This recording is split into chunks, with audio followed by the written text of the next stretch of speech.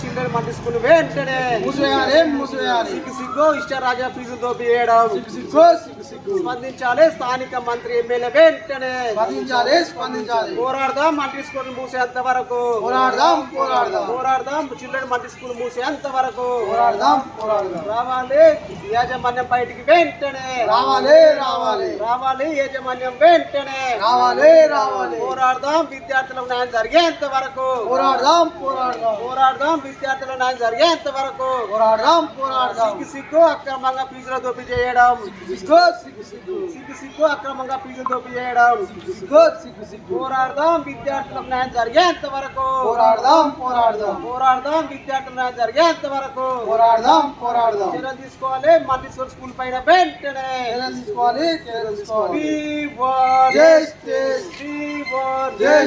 పోరాడదాం. స్కూల్ మూసేంత వరకు పోరాడదాం. స్కూల్ మూసేంత వరకు పోరాడదాం. స్కూల్ మూసేంత వరకు చిల్డ్రన్స్ మంటి స్కూల్ ఓపెన్ చేసుకొని విద్యార్థి తల్లిదండ్రులు అక్రమంగా లక్షల ఫీజులు దోపిడీ చేస్తున్నా కానీ ఇక్కడ స్థానిక విద్యాశాఖ అధికారులు, స్థానిక మంత్రి, ఎమ్మెల్యే స్పందించకపోవడం, మరి చిల్డ్రన్స్ మంటి స్కూల్ పైన చర్యలు తీసుకోవడం చాలా బాధాకరం, సిగ్గుచేటని ఈ సందర్భంగా తెలుస్తున్నా. ఎందుకంటే కాయ కష్టం చేసి విద్యార్థులను చదివిస్తున్నటువంటి మంటి స్కూల్లో లక్షల ఫీజులు దోసుకుంటా ఉన్నారు. ఇక్కడ పుస్తకాలు అమ్ముతూ ఉన్నారు. కనీసం విద్యార్థులు ఆడుకోవడానికి కూడా ప్లే గ్రౌండ్ లేని పరిస్థితులు ఉన్నాయి. మరి ఒక ఇంటిలో స్కూల్ నడుపుతూ ఉన్నారు. 5 స్టెప్ లేదు, క్వాలిఫైడ్ టీచర్ లేరు. అసలు యాజమాన్యం పేరెంట్స్తో మాట్లాడు కలవరు. ఒక ఫీజులు మాత్రమే దోసుగా ఉంటారు. క్వాలిఫై విద్య లేదు. కాబట్టి తక్షణమే ఈ స్కూల్ మూసేయాలని చెప్పి నేను కోరుతా ఉన్నా. లక్షల రూపాయలు వసూలు చేసుకున్నటువంటి యాజమాన్యం పైన ఎందుకు విద్యాశాఖ అధికారులు చర్యలు తీసుకోవటం నేను కోరుతా ఉన్నా. ఇప్పటికైనా కానీ మంటి స్కూల్ మూసివేయాలి. ఎందుకంటే కనీసం గ్రౌండ్కు లేదు, విశాలమైన గదులు లేవు, గ్రంథాలయం లేదు, 5 స్టెప్ లేదు. వాళ్ళకి కావాల్సింది మాత్రం లక్షల ఫీజులు మాత్రమే అని చెప్పి నేను కోరుతా ఉన్నా. అయ్యా రాష్ట్ర ముఖ్యమంత్రి స్పందించండి. మంటి స్కూల్ పైన చర్యలు తీసుకొని జిల్లా కలెక్టర్ గారు స్పందించండి. మరి స్థానిక పక్కన ఉన్న కొండ సురేఖ గారు మంత్రి స్పందించండి. ఈ మంటి స్కూల్ పైన చర్యలు తీసుకొని మూసేయాలని చెప్పి నేను కోరుతా ఉన్నా. లేకపోతే మాత్రం పెద్ద ఎత్తున ఏబిఎస్ పక్షాన కలెక్టరేట్ ముట్టడి చేయడానికి కూడా సిద్ధంగా ఉన్నామని చెప్పి హెచ్చరిస్తా ఉన్నా. విద్యార్థుల పక్షాన మంటి స్కూల్ యజమాని లేకపోతే మాత్రం పెద్ద ఎత్తున ఆందోళన కార్యక్రమం చేస్తామని చెప్పి హెచ్చరిస్తూ నా పేరు నరేష్ మందన్, ఏబిఎస్ జిల్లా అధ్యక్షుని. ఎందుకంటే ఫీజు కట్టలేదని చెప్పి పిల్లలను రానిస్తలేరు. అయినా కూడా 1 లాక్ కడతాను అని చెప్పి మేము అందరం డబ్బు పట్టుకొని వచ్చిన తర్వాత కూడా మీకు అలో చేయమమ్మా, మీ పిల్లలను మొత్తం అమౌంట్ కడితేనే మేము అలో చేస్తామని చెప్పి పిల్లలను స్కూల్కు రానిస్తలేరు. కాకపోతే వీళ్ళకు కనీసం ఫోన్లో కూడా మెసేజ్లు అవి పంపిస్తారు.